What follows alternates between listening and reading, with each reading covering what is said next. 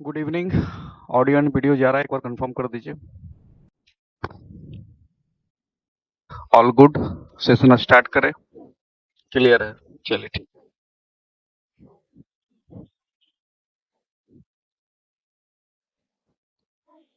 चलिए आज हम लोग देखेंगे 2024 में जो अपॉइंटमेंट हुए हैं, अपॉइंटमेंट से क्वेश्चन पूछता है।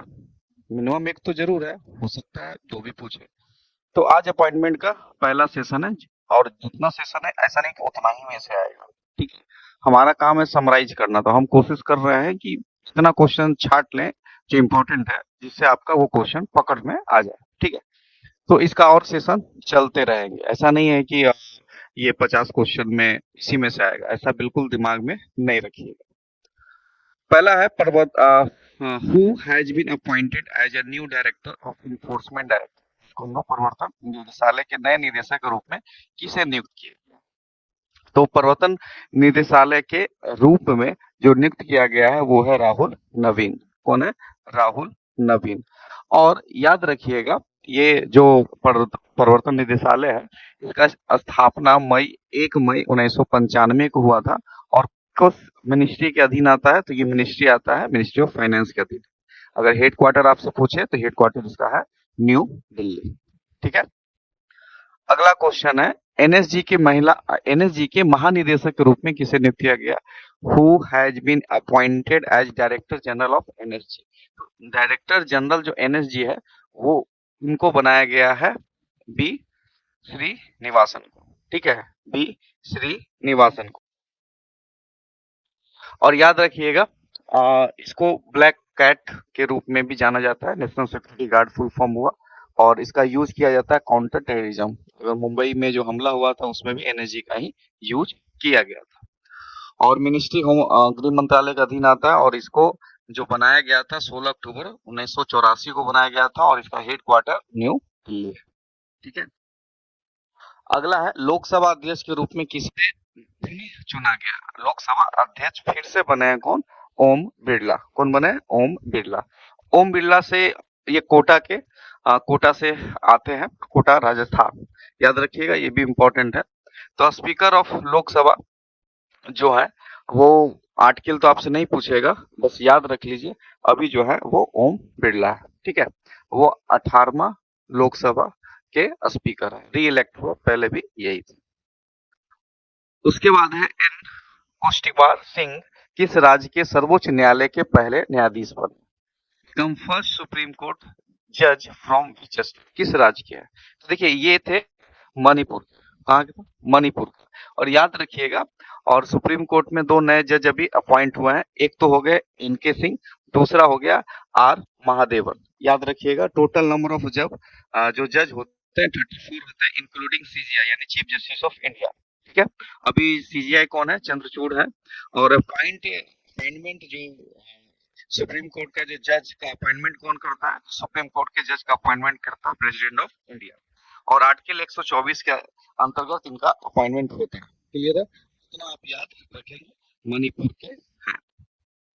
अगला क्वेश्चन है, भारत के नए विदेश सचिव के रूप में किसे नियुक्त किया गया? भारत के नए विदेश सचिव के रूप में किसे नियुक्त किया गया? Who has been appoint as India's new foreign secretary. तो ये बनाए गए हैं, आपके न्यू फॉरेन सेक्रेटरी बनाए विक्रम मिश्री। याद रखिएगा। अगला है, मार्क रूटो को किसका अगले महानिदेशक के रूप में नियुक्त किया गया? मार्क रूटो, तो ये नाटो के बने हैं। याद रखिएगा। और नाटो का फुल फॉर्म होता है नॉर्थ अटलांटिक ट्रीटी ऑर्गेनाइजेशन। और ये वर्ल्ड का सबसे लार्जेस्ट मिलिट्री अलायंस है। और ये 1949 में इसको बनाया गया था। हेड क्वार्टर बेलारूस है, जो बेल्जियम में पड़ता है। टोटल मेंबर कंट्री 32 है। अभी नया जुड़ा है स्वीडन और फिनलैंड। तो इतना आपको दिमाग में रखना होगा। नाटो से अगर क्वेश्चन पूछेगा तो इससे ज्यादा नहीं पूछेगा। राज्यसभा के सदन के नेता के रूप में किसे नियुक्त किया? तो देखिए, सदन का नेता जो होता है वो होता है विपक्ष का। ठीक है। तो मल्लिका अर्जुन जो खड़गे हैं, जो लीडर ऑफ द अपोजिशन है। और यहाँ पे जो पूछा गया है, who has been appointed the leader of the house of the Rajya Sabha, तो जेपी नड्डा है आपके बीजेपी से, यानी कि जो सत्ता दल है उससे, और अगर विपक्षी दल है यानी कि बाकी जो विपक्ष का नेता के रूप में अगर पूछेगा आपसे तो अपोजिशन, तो वो हो जाएगा आपका मल्लिकार्जुन खड़गे जो कि राज्यसभा।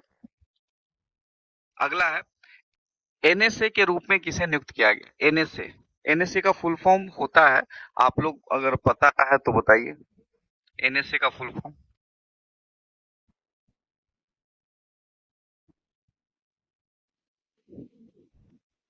बहुत इंपॉर्टेंट ये पोस्ट है भारत में, और 3 अपॉइंट हुए हैं, ये बहुत साल से अजीत डोभाल ही हैं, बहुत साल से ये एनएसए है, नेशनल सिक्योरिटी एडवाइजर। ठीक है, और पहला जो एनएसए है ब्रिजेश मिश्रा थे, और एनएसए का chief adviser of PM on national security policy international affair, यानी कि डायरेक्ट अगर पीएम को इनको रिपोर्ट करना होता है।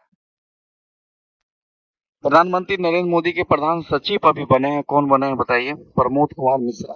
ये भी इम्पोर्टेंट क्वेश्चन है, और ये आपका एक एग्जाम में अभी आया भी था, अभी आरआरबी का एग्जाम हुआ था।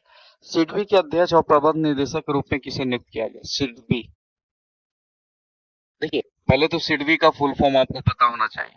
सिडबी का फुल फॉर्म होता है S small small industry development bank of India. ठीक है, वो 1990 में बना है, हेडक्वार्टर लखनऊ है जो यूपी में है, और इसके अभी जो एमडी बने हैं वो बने हैं मनोज मित्तल। ठीक है, ये इंपॉर्टेंट क्वेश्चन है आपके लिए।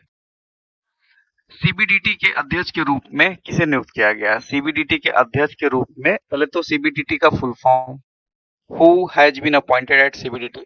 सीबीडीटी के जो अध्यक्ष हैं वो आपके रहेंगे central board of direct, sorry, CBDT का full form central board of direct taxes होता है, और इसके जो अध्यक्ष है वो अभी बने हैं रवि अग्रवाल। ठीक है,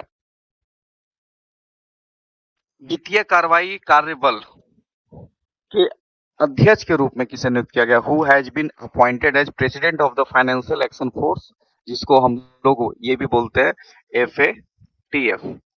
ठीक है, फाइनेंशियल एक्शन टास्क फोर्स, और ये मनी लॉन्ड्रिंग के लिए बनाया गया है, और एंटी टेररिज्म, जो फाइनेंस में जो टेररिज्म होता है उससे लड़ने के लिए इनको लगाया जाता है।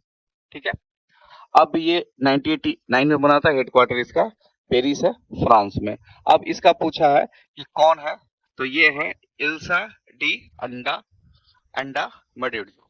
ठीक है, याद रखिए, इल्सा भी याद रखिएगा, इतना लंबा नाम तो याद नहीं रहेगा, इल्सा भी याद रखिएगा तो काफी है। यूपीएससी अध्यक्ष के रूप में किसे नियुक्त किया गया? ये भी इंपॉर्टेंट है, who took oath as a new UPSC chairman. देखिए यूपीएससी नाम तो आप लोग सुने ही होंगे, तो यूपीएससी में अभी जो यूपीएससी का अगर हम फुल फॉर्म पूछे आपसे, तो देखिए यूपीएससी का फुल फॉर्म होता है यूनियन पब्लिक सर्विस कमीशन। ये एक संवैधानिक निकाय है। ठीक है, आर्टिकल 315 से 327 में आता है, अगर भाग का पूछे तो 14 नंबर भाग में आता है। यूपीएससी का चेयरमैन और अदर अदर मेंबर का कौन अपॉइंट करता है? तो प्रेसिडेंट करता है। ठीक है, 6 साल का इनका टर्म होता है, और जब तक ये 65 साल के ना हो जाए तब तक वो रह सकते हैं। तो ये बनाया गया है प्रीति सुडान को। ठीक है, याद रखिएगा प्रीति सुडान को। अगला है, भारत के प्रधानमंत्री के रूप में तीसरे बार कार्यकाल, जानते ही हैं नरेंद्र मोदी, लगातार इनका तीसरा टर्म है, और सब ये second PM after Narendra Jawaharlal Nehru. वो भी 3 बार जीत चुके हैं, अगला जीतेंगे तो इनको भी क्रॉस कर लेंगे। 2014, 2000, 2019 से, सॉरी, 2024। ठीक है, याद रखिएगा। नए थल सेना अध्यक्ष कौन बने हैं? New chief army staff appointment में ये आएगा, और ये इंपॉर्टेंट भी है और ये पूछा भी जाता है।